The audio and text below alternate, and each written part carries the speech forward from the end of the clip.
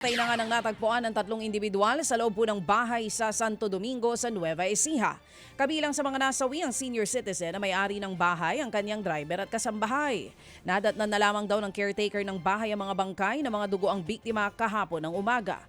May nakatali pang alambre sa leeg ng mga biktima at nakagapos din ang dalawa sa kanila.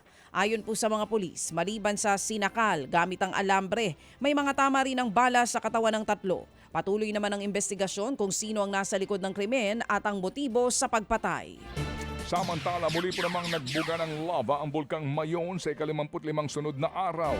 Sa video nga pong kuha ng Volks pasado alas 7 kagabi, kita ang pagdaloy po ng lava at uson mula sa bunganga ng bulkan. May mga naitala rin pong rockfall o pagguho ng bato sa crater ng bulkan.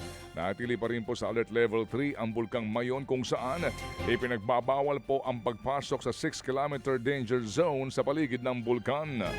Pasintabi po sa aming susunod na ibabalita, naglabas naman ng Public Health Advisory ang lokal na pamahalaan ng Mainit sa Surigao del Norte dahil po sa dumaraming kaso ng diarrhea. Base nga sa report, umabot na sa 210 ang kaso ng diarrhea sa 5 barangay. Nakaranas po sila ng pananakit ng tiyan, pagdudumi at pagsusuka simula pa noong Biyernes. Patuloy naman ang medical check-up at pag-monitor sa mga pasyente.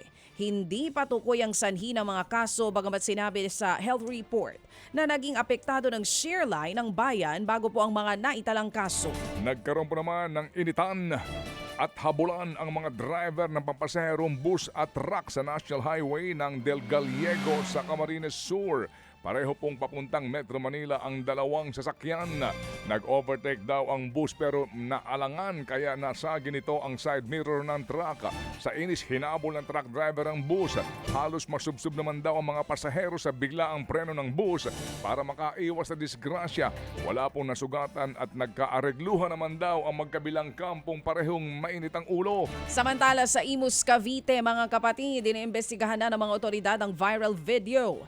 Sa nasabi po kasing video, nakapiring at paulit-ulit na pinagsasampal ng kanyang mga kaeskwela ang isang babaeng estudyante. Oo nga, napanood ko ito. Grade 8 student daw ang babaeng estudyante at kuha ang video sa initiation rites ng isang gang. Hindi lang isa o dalawa ang sumampal at hindi lang babae, pati lalaki po. Ayon nga po sa Imus National High School kung saan nag-aaral ang mga estudyante, inaalam na nila ang katotohanan sa nilalaman ng video. Mahigpit din daw na sumusunod ang pamunuan ng paaralan sa mga batas na naglalayong tiyakin ang kaligtasan at kapakanan ng kanilang mga estudyante.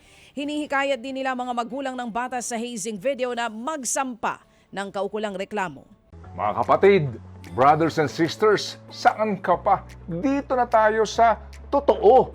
Dito na tayo sa True FM. Mga kapatid, mag-subscribe and follow po kayo sa social media accounts ng True Network PH. Yan po kami, hanapin nyo lang True Network PH, Facebook, Instagram, YouTube, TikTok, and podcast. Mapa Apple or Spotify man yan, mahahanap nyo kami. Lahat ng mga napapanood at napapakinggan nyo po sa programa, nasa social media accounts namin yan. So paano mga kapatid? See you sa social media! Dito tayo sa totoo, tunay at tapat.